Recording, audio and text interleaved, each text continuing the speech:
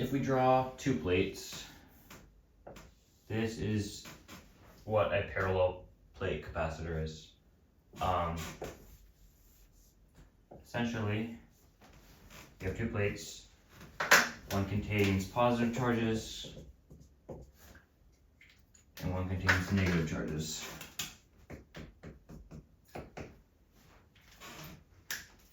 And they're connected by a wire. So our capacitor looks like this, something like this. We have two like terminals of our capacitor. One's connected to one plate, one's connected to the other plate. So what a capacitor does is it stores charge. Charge moves around the wires from one to another, and then it stores charge in the form of an electric field. And this electric field contains the energy that is pulling the charge apart. But anyway, so we're going to derive all the equations for how a capacitor works, both the internal and the external ones.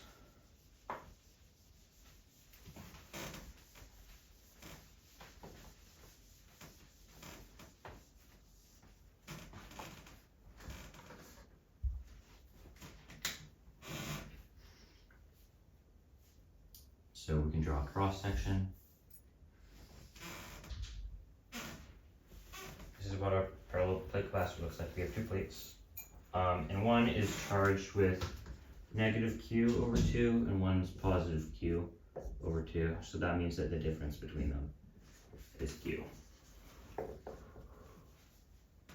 Yeah. So we have a charge difference Q between the two plates.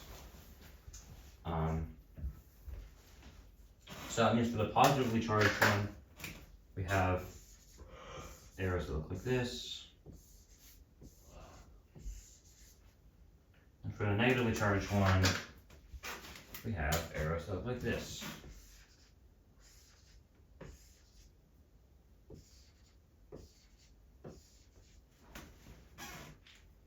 Alright. So you notice that these arrows are facing, I guess if we extend them, in opposite directions outside the capacitor and the same direction inside the capacitor.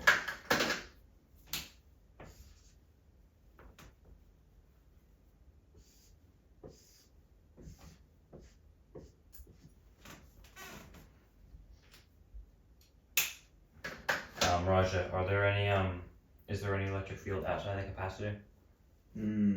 Well, not apparent on the diagram created. Yeah, no, because the electric field coming out of the top plate is still uniform all the way past this one, and it's still uniform all the way past this one. And we assume with the capacitor that the distance between the two plates is much smaller than the size of the plates, so these are like really close to each other. Yeah, that's why we're going to draw it all the way out here. Great. No, I'm just kidding. But that's what it looks like. So that means we're not going to have any field here at all, nor here, because they cancel out. Oh. We just have field inside the capacitor, which is really weird, but makes sense. But isn't charge only equal when it's like infinitely long though? Or charge outside, or charge when it gets farther away?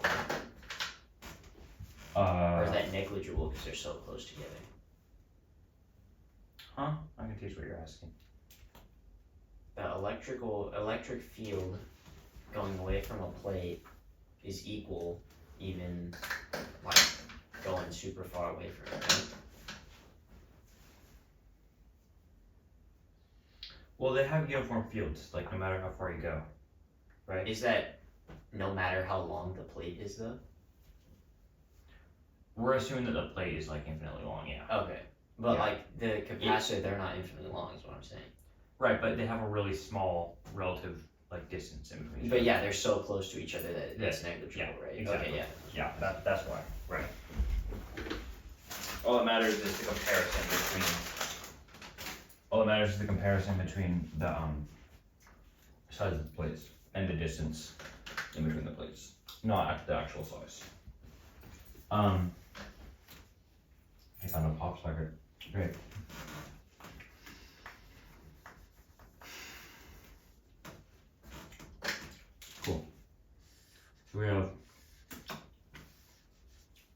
field lines like this. So, how can we derive the amount of electric field inside of a capacitor? With the equation that we had for the electric field coming out of a single plate. What, it's 2 times E over 2.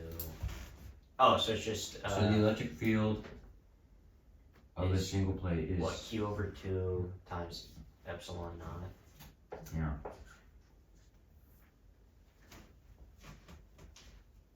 So then it's It's just sorry. epsilon over, or sigma over epsilon naught. Because the charge is double. Well, okay, wait. I think I did this wrong.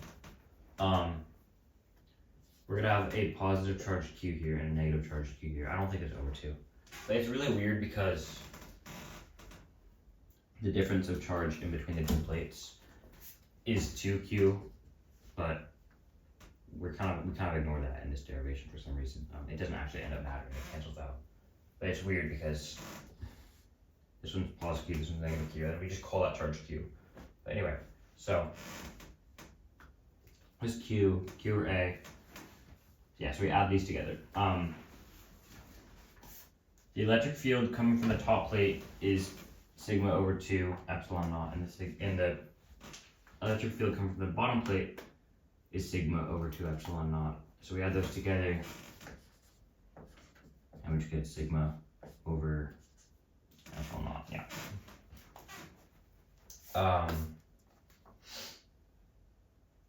This sigma represents.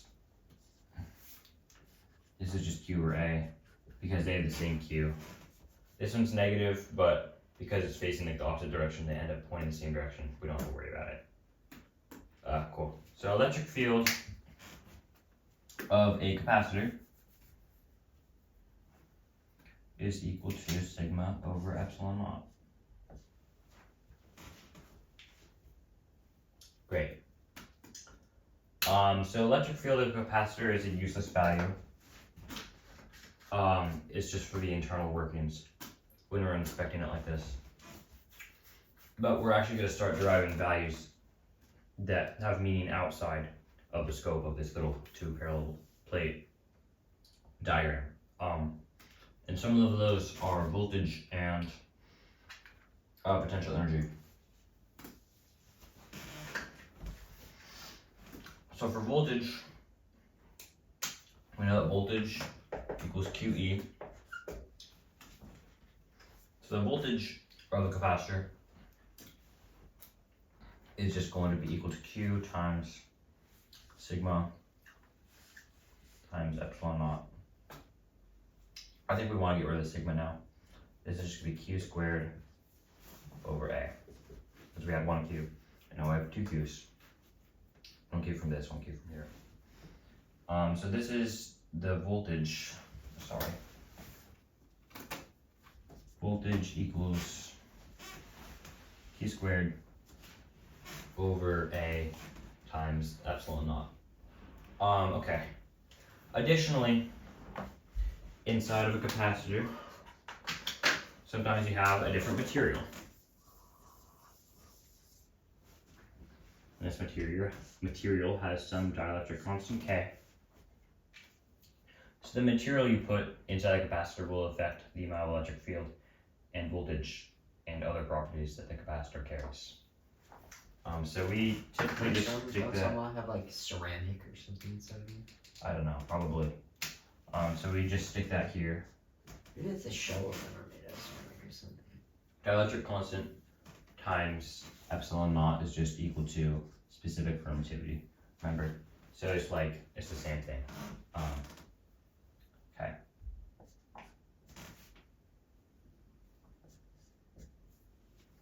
For electric field and voltage, so the formulas for a capacitor. And next is potential energy.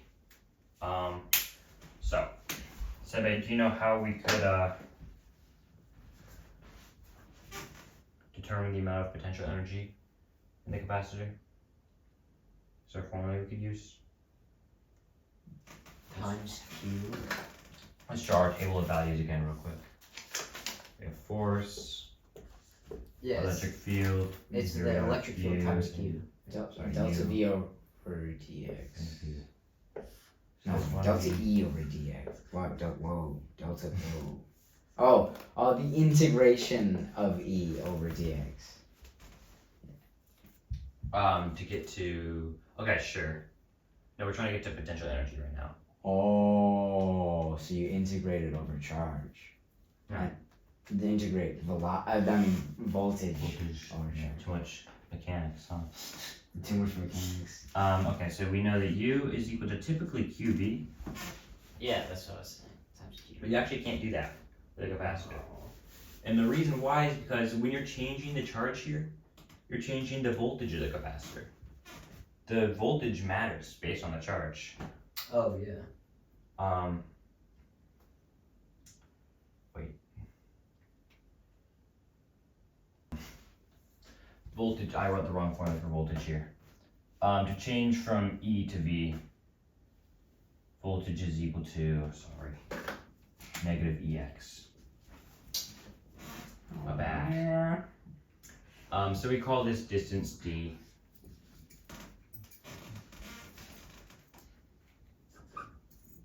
And then we have voltage is equal to QD over kappa epsilon naught area. Okay, so back to this. Potential energy is equal to, typically voltage isn't like changing based on the second charge, right? So if we have like some big thing here, we have like voltage lines here, and this test charge moving around isn't going to change the voltage at these points. Like this could be 4 volts, this could be 3 and 2. Moving this test charge around isn't going to change the voltage. But in this situation, Q over R. in this situation, in the situation of this capacitor, like as we're changing the Q is not only like creating the field, but also experiencing the field. So that's why we can't just multiply it together. We have to use the integral. We can't simplify out the integral in this situation. U is equal to not Q times V here, because the voltage is actually changing when we change our charge. That typically doesn't happen. Integral of V dq. Does that make sense? Why we can't? Yeah. Yeah. Okay, so integral is equal to V dq. So that's just So U is equal to integral V dq. Okay. Seve, can you integrate this? it's crazy. It's gonna be crazy hard. I don't think so. Q squared over 2. Yeah. So it's equal to Q squared D over 2K V0A. Great. That's the amount of potential energy when we move both plates apart. Or not both plates apart, when we move charge across the plates. Yeah. Cool. Okay, next. So these are all the internal properties of a capacitor.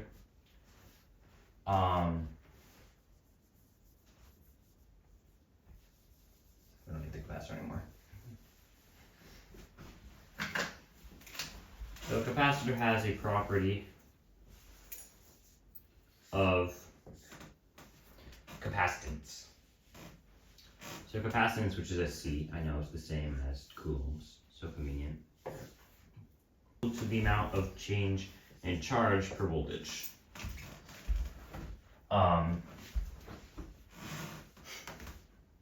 Is it delta Q over V or just Q over V? Yeah, you could say delta Q over V, but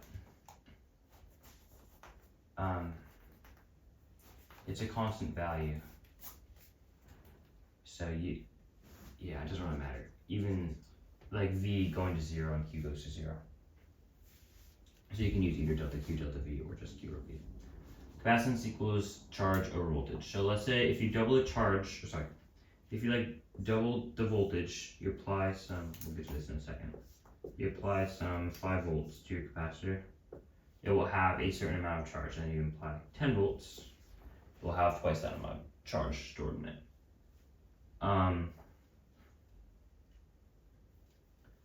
Yeah. That's pretty. So capacitance represents the ratio between charge and voltage. And we can solve for the amount of capacitance based on these properties of the capacitor. So if we plug in V, capacitance is equal to Q per QD over this thing. Oh, so you can just cancel out the Q's. So that.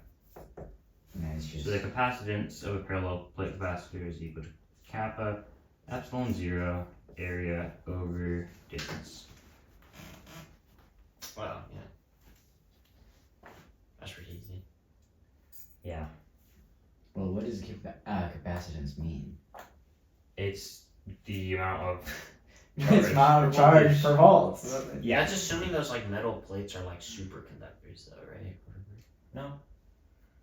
But the what the metal plates are would change the capacitance, though. What do you mean? Never mind.